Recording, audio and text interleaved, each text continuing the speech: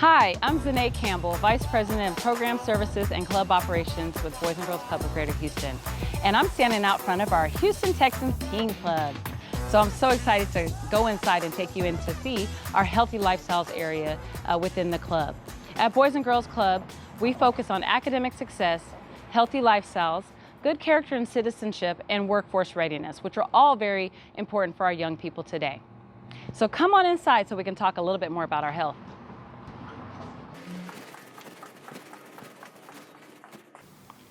So in partnership with the Houston Texans and Cigna, we provide the Just Flow programming here at the Houston Texans Teen Club.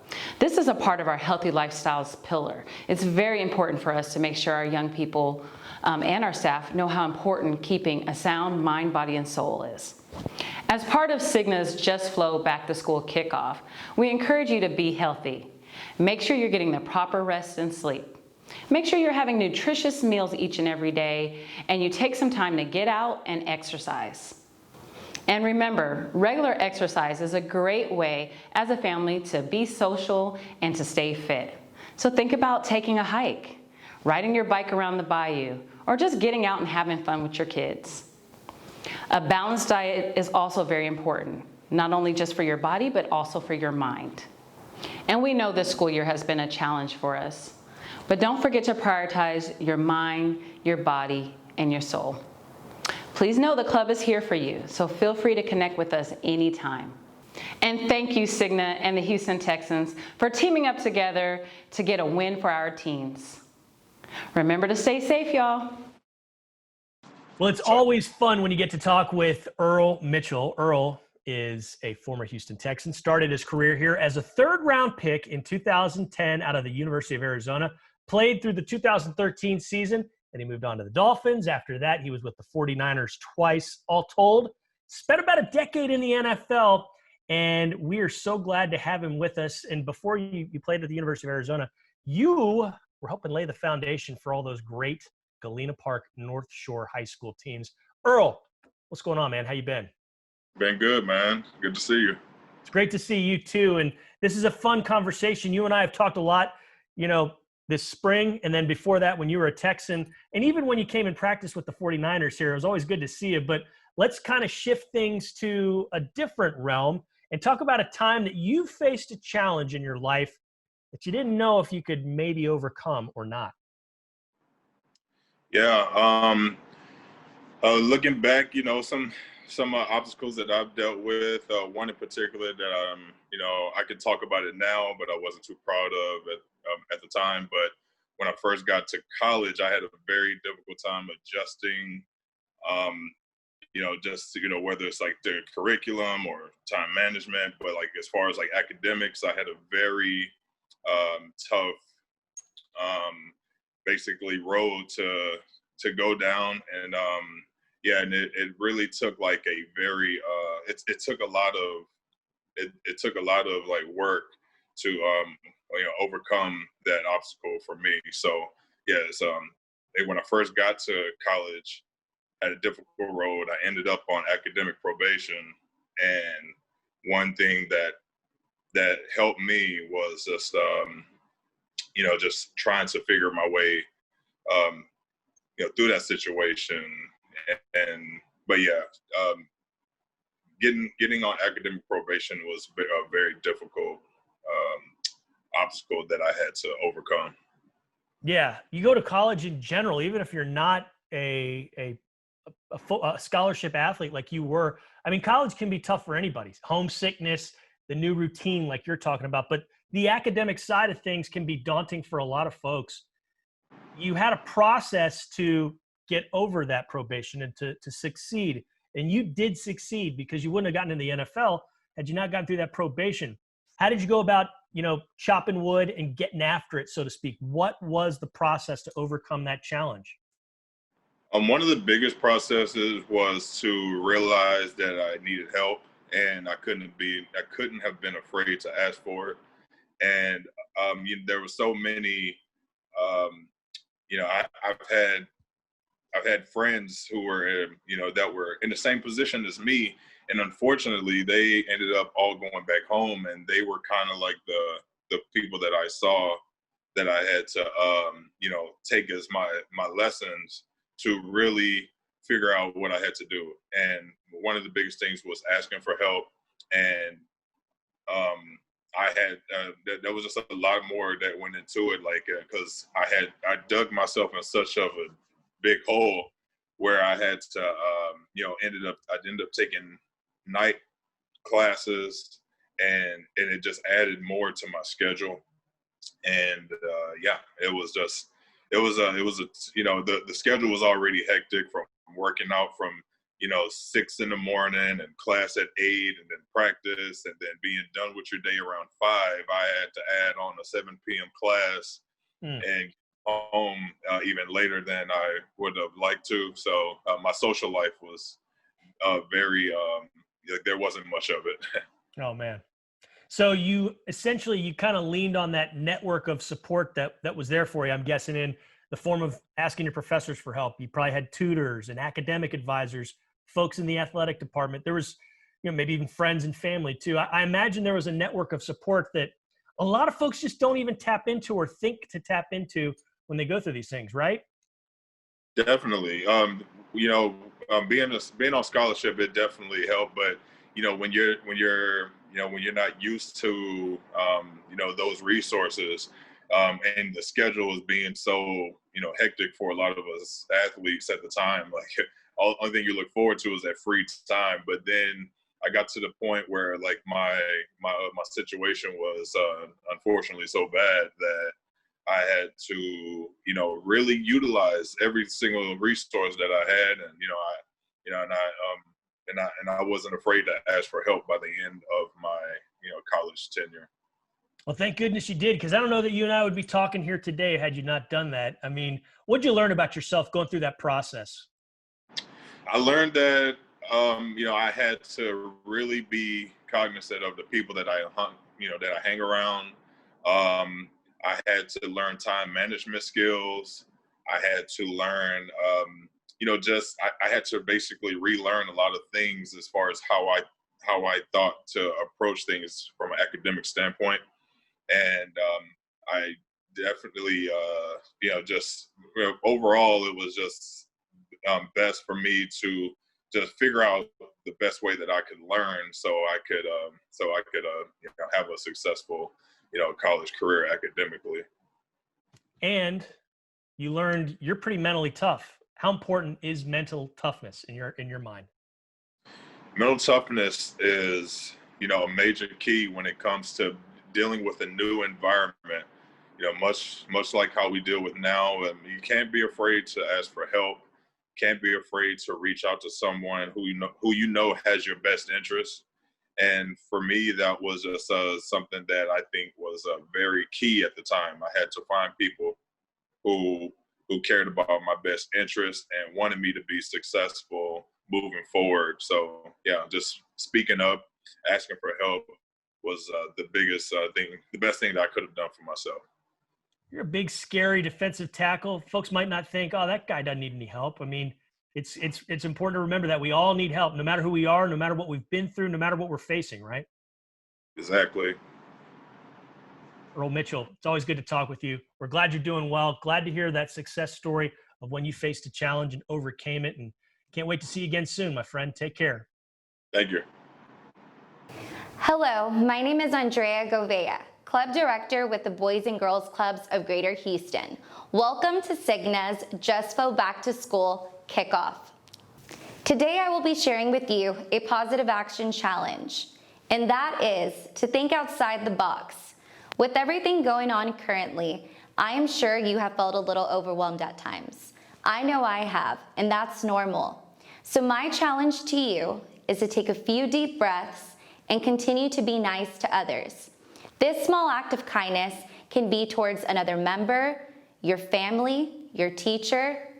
All you have to do is simply motivate them, encourage them, and let them know everything is going to be okay. Positive energy is a great way to stay healthy mentally. So my question to you is, how are you doing? How can we help you? We're thinking of all of our members, and we're here for you. So post a picture or tag us of you spreading kindness. Well, it wouldn't be a surprise if I told you that, now would it? You and everyone at home will have to tune in each day and discover all of the keys to fitness before we unlock the surprise on Friday. So today, we're learning about the first key to fitness. We have a game I've created that will help you discover it. The game is called Toro Says. You'll need to listen closely and pay attention. If I say Toro Says, then you will do the action that follows. But if I don't say Toro Says, don't do it. It's kind of like Simon Says, but Simon wasn't available. Okay, simple enough, right? I'll set a timer for 5 minutes. Everyone up on your feet. Let's play Toro Says. Hey, wait, Toro, you are wearing your sweatpants. I knew it. All right, Toro, get back in here. Okay, so the 5-minute timer is set. Let's go ahead and play Toro Says. So starting off, Toro Says, rotate your neck.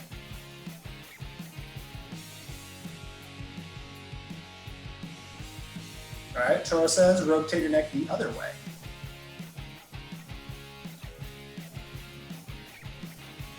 Toro Says, stop. All right, everybody, stretch your back. Toro, I didn't say Toro Says. I knew I'd get you on that one, but there you go. Okay, all right, we're back into it. Toro Says, stretch your back by rotating your body.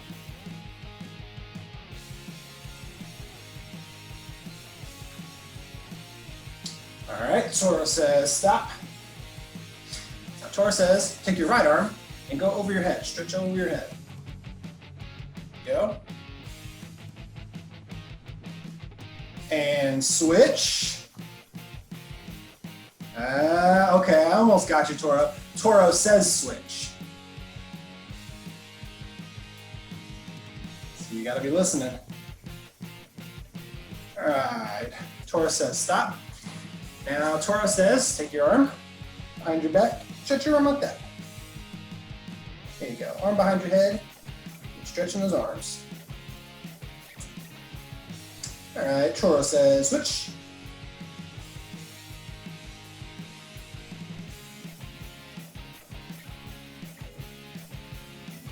Toro Says stop. All right, now take your right arm and cross your body. You guys are catching on. Okay, Toro Says take your right arm and cross your body.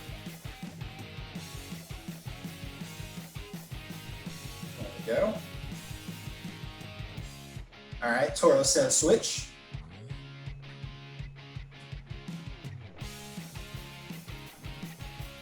Y'all getting good at this. All right, Toro Says stop. Now everybody, Toro Says put your hands up in the air. Toro Says make sure your feet are all together. And Toro Says touch your toes.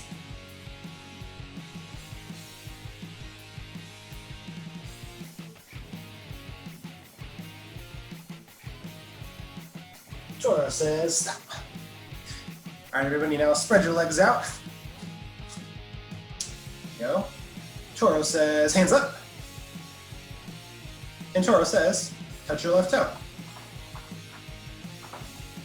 Toro Says touch your right toe. Toro Says touch your left toe.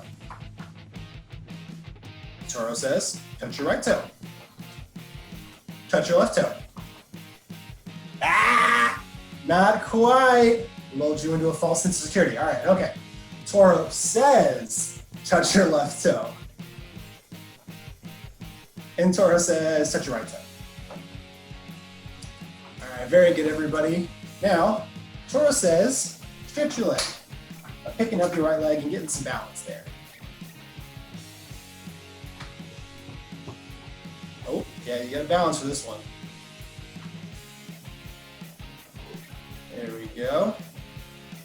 Very good. All right, Toro Says stop. Toro Says stretch the other leg. Let's pick that other leg up.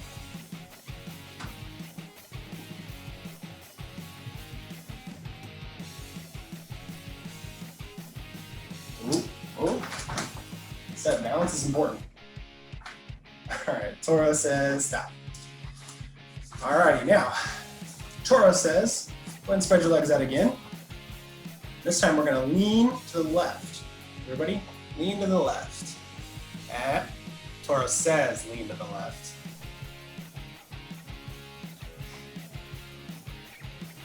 All right. Now Toro says lean to the right.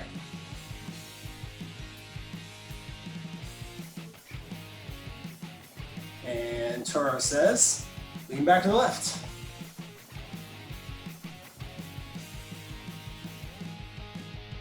And last but not least, one more time, Toro says lean back to the right.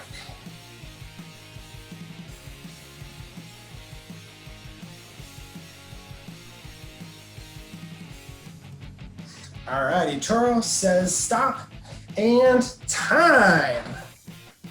Great job, everybody.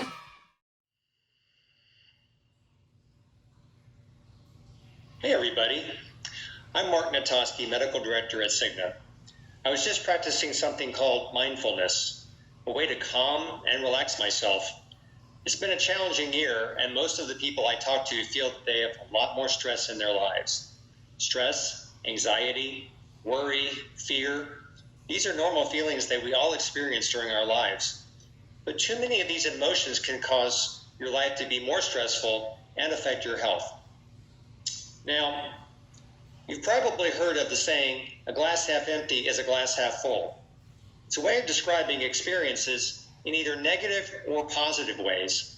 For example, after failing to complete all your goals for the day, a pessimist or a glass half empty approach would focus on the one task left undone versus all the other things they accomplished. Pessimists often have more negative thoughts in their day. The optimist or glass half full approach would feel good about those things completed and maybe think about ways to either be more efficient with their time or maybe not do too many things in one day. Optimists generally have more positive thoughts each day, and positive thinkers generally live longer, resist illness better, and cope better during times of hardship. It's not exactly clear why this is, but it makes sense that if you can reduce the effects of stress in your life, the harmful effects of stress on your body can be reduced. Here are some tips to decrease negative thinking. Number one, think about what you're thinking during the day. What is positive about what you've experienced today?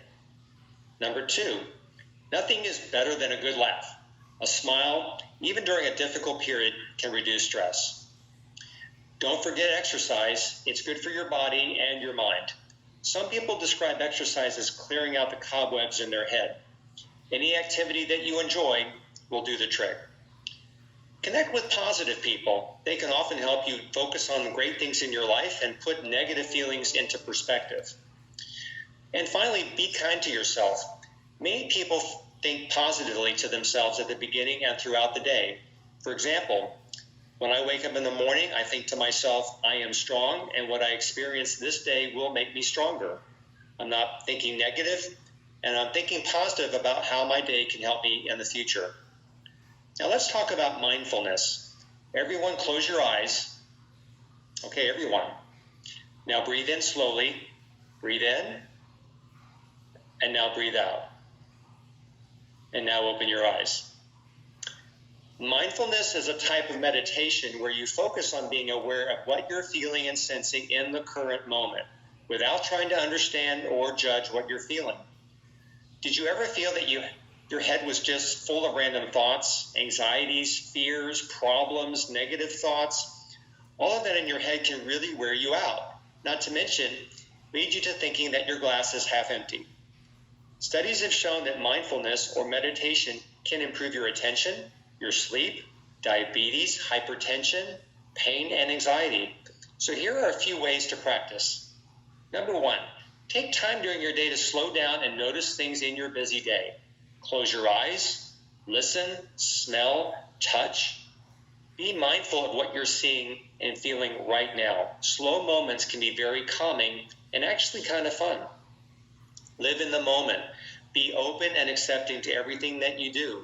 Find the good in what's happening to you right now. Treat yourself like a good friend. Accept your current self and anticipate your better future self. Breathing.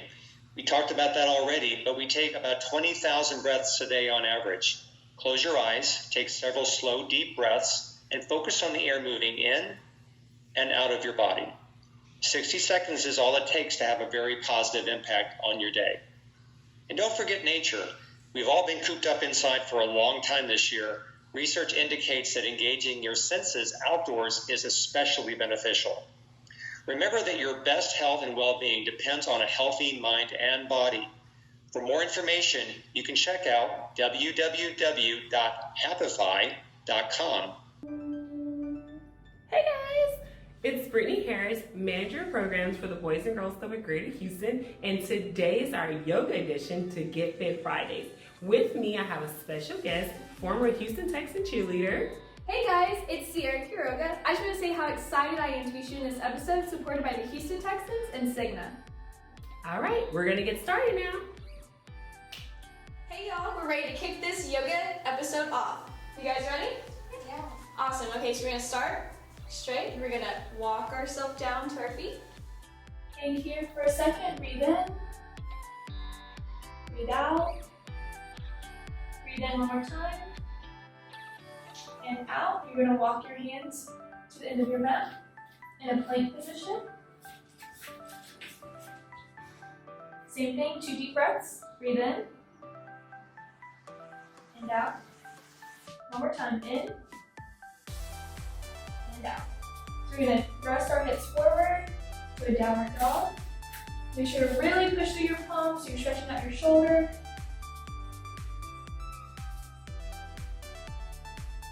Just hold. Back down to plank. We're going to bring our right knee in up to our chest into a lunge. Just hang out here for a second. Make sure you get a deep stretch within your hips.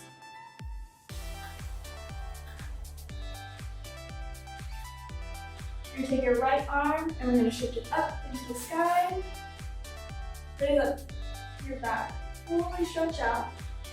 Take 2 deep breaths in and out, and in and out. This right hand, you're going to push it through across your chest, leaning in towards your left hip. You're going to hold.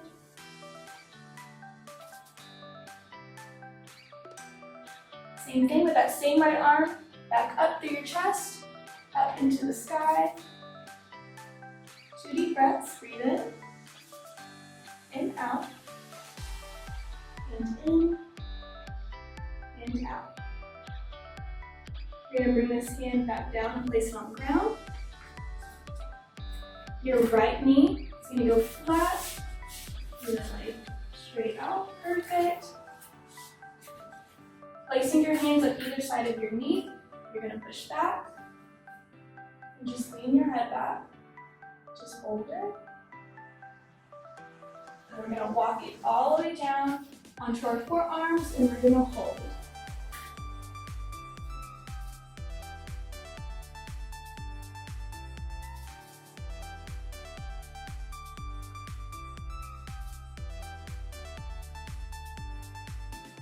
Awesome. Place your hands back flat next to your knee. You're going to go back into that plank position. You're going to switch back to downward dog. From here, we're going to take our left knee, pull it forward into that lunge position. Hold it here. You're going to take a deep breath. And let it out. And in one more time. And let it out. With your left hand, you're going to bring it up and into the sky.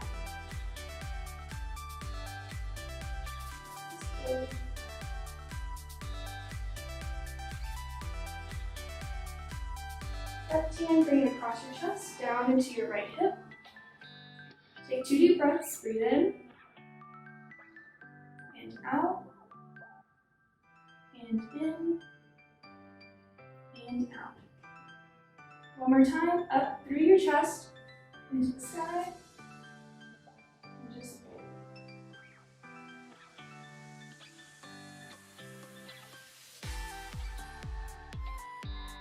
Awesome, place it back down, onto the mat.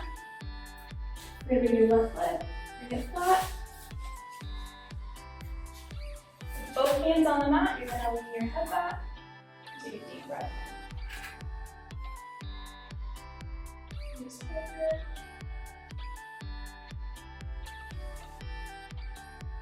Okay, you're gonna walk yourself out slowly onto your forearms and just ease yourself into this position.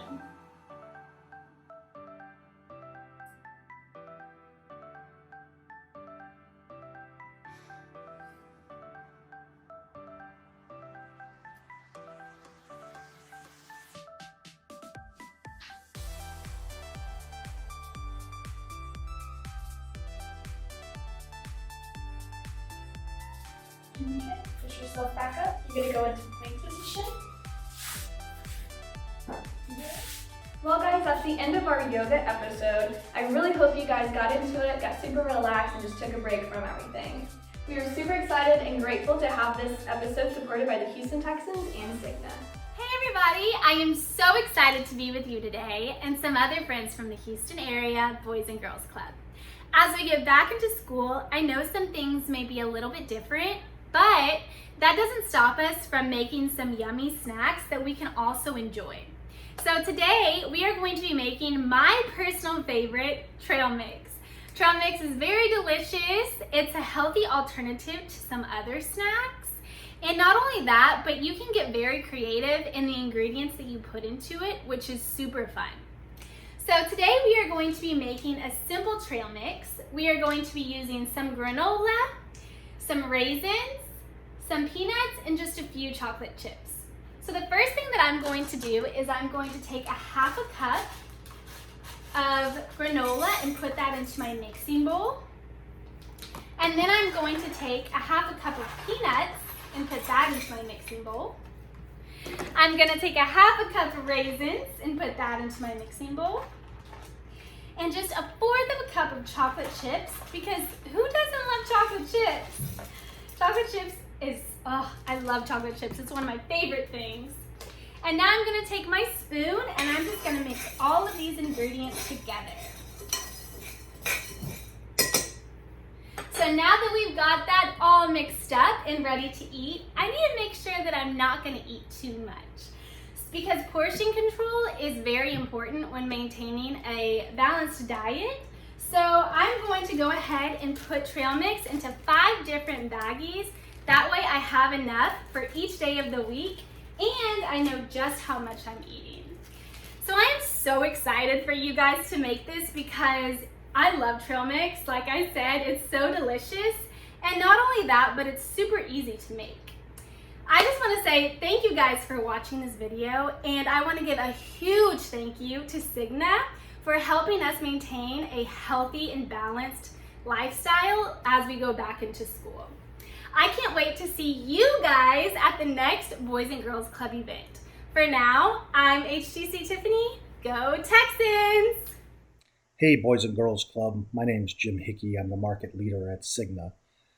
I just wanted to share a short message to thank you for all your great work and let you know what a valued partner you and your kids are for us. In 2019, we teamed up with schools and community groups to reduce food insecurity and connect our partners with resources that they needed to solve this worldwide challenge. In 2020, we added to these programs to also address health and security of our community's youth.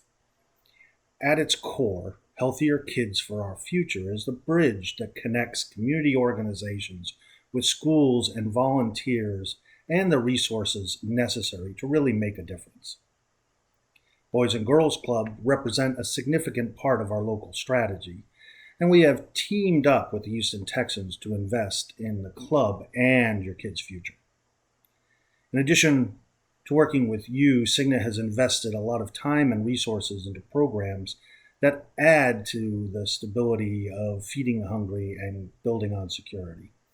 We're a major sponsor in the Mask Up campaign to get PPE to seniors and the needy throughout the city. We sponsored the Houston Food Bank significantly in order to enhance their COVID feeding programs. Cigna, of course, is a great sponsor of the Girls and Boys Club and your feeding programs and other activities which are so needed in the community. Cigna has also sponsored the Kelsey Foundation. in support of their PPE to local first responders. We make these investments not only to be a good community member, but also to invest in your futures. And I hope our investment will inspire you to achieve your full potential, both you and your kids. I hope you guys have a great day and we're very successful in the time to come. Thank you. I just wanted to talk real quick to all these kids about how important it is to do well in school and to be a good person.